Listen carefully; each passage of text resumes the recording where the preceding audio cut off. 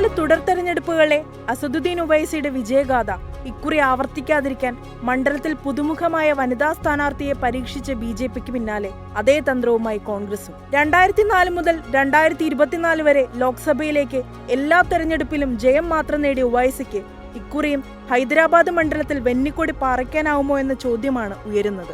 Supreme കോടതി അഭിഭാഷകയായ ഷഹനാസ് തബാസുമിനെയാണ് തെലങ്കാനയിൽ കോൺഗ്രസ് സ്ഥാനാർത്ഥിയായി പരിഗണിക്കുന്നതെന്നാണ് ഏറ്റവും ഒടുവിലെ വിവരം. തെലങ്കാന വഖഫ് ബോർഡ് CEO ഖാജ മൊയ്നുദ്ദീന്റെ ഭാര്യയായ ഇവർ സ്ഥാനാർത്ഥിയായാൽ പുതുമുഖം എന്ന വിശേഷണവും കൂടി സ്വന്തമാകും. എന്നാൽ കോൺഗ്രസിന് ഒരുപടി മുന്നേ മണ്ഡലത്തിൽ സ്ഥാനാർത്ഥിയെ പ്രഖ്യാപിച്ച BJP ഹൈദരാബാദിലെ വിരിഞ്ചി ആശുപത്രി ചെയർപേഴ്സൺ K മാധവിലതയ്ക്കായി പ്രചാരണവും തുടങ്ങി. ലോക്സഭാ തെരഞ്ഞെടുപ്പിൽ രാജ്യത്ത് ജയസാധ്യത കൂടുതലുള്ള സ്ഥാനാർത്ഥികളുടെ ഗണത്തിലാണ് അസദുദ്ദീൻ ഒവൈസി. 2019 ഹൈദരാബാദിൽ 2.82 ലക്ഷം വോട്ട് നേടിയാണ് AIMIM നേതാവ് ജയിച്ചത്. കണക്കുകളെ പരിഗണിക്കാത്ത കോൺഗ്രസ് ക്യാമ്പ് ലോക്സഭാ മണ്ഡലത്തിൽ ഒവൈസിക്കെതിരെ ഭരണവിരുദ്ധ വികാരമുണ്ടെന്നും ഇത് മുതലാക്കാൻ തബാസുമിന് സാധിക്കുമെന്നും പ്രതീക്ഷിക്കുന്നു. രജിസ്റ്റർ ചെയ്യാത്ത, ഇതുവരെ തെരഞ്ഞെടുപ്പിൽ മത്സരിച്ചിട്ടില്ലാത്ത ഓൾ ഇന്ത്യ ആസാദ് കോൺഗ്രസ് പാർട്ടിയുടെ സ്ഥാപകയും ദേശീയ പ്രസിഡന്റുമാണ് നിലവിൽ ഷഹനാസ് തബാസും. അതേസമയം ഹൈദരാബാദിലെ യകുത്പുര എന്ന സ്ഥലത്ത് ജനിച്ചു വളർന്ന K മാധവിലതയ്ക്ക് പ്രാദേശിക പിന്തുണ അനുകൂലമാകുമെന്നാണ് BJP കണക്കുകൂട്ടൽ.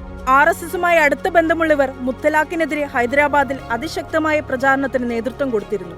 മദ്രസകളിൽ കുട്ടികൾ നേരിടുന്ന അതിക്രമത്തിനെതിരെയും ക്ഷേത്ര സ്വത്ത് കയ്യേറുന്നതിനെതിരെയും നിരന്തരം ശബ്ദമുയർത്തുന്നയാളുമാണ്. ഈ നിലയിൽ ധീര ഹിന്ദു വനിതയെന്ന ഖ്യാതി നേടിയ അവർക്ക് വോട്ടർമാരെ സ്വാധീനിക്കാനാവുമെന്ന് BJP കണക്കാക്കുന്നു.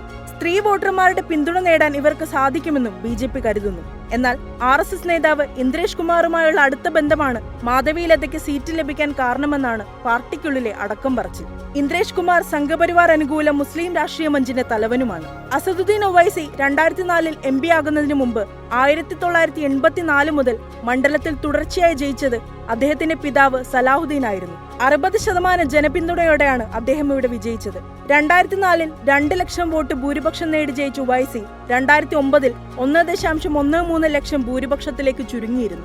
അന്ന് തെലുങ്കുദേശം പാർട്ടി പ്രമുഖ ഉറുദു ദിനപത്രം സിയാസത്തിന്റെ എഡിറ്റർ സഹിദ് അലി ഖാനെ മത്സരിപ്പിച്ചതാണ് ഭൂരിപക്ഷം കുറയാൻ ഇടയാക്കിയത്. പിന്നീട് 2014 2.2 ലക്ഷം വോട്ടിന് ജയിച്ച അദ്ദേഹം 2019 തന്റെ ഭൂരിപക്ഷം വീണ്ടും ഉയർത്തിയിരുന്നു. കഴിഞ്ഞ അസംബ്ലി തെരഞ്ഞെടുപ്പിൽ ഹൈദരാബാദ് പാർലമെന്റ് മണ്ഡലത്തിന് കീഴിൽ വരുന്ന 7ൽ 8 നിയമസഭാ മണ്ഡലങ്ങളിലും ജയിച്ചത് AIMIM സ്ഥാനാർത്ഥികളാണ്.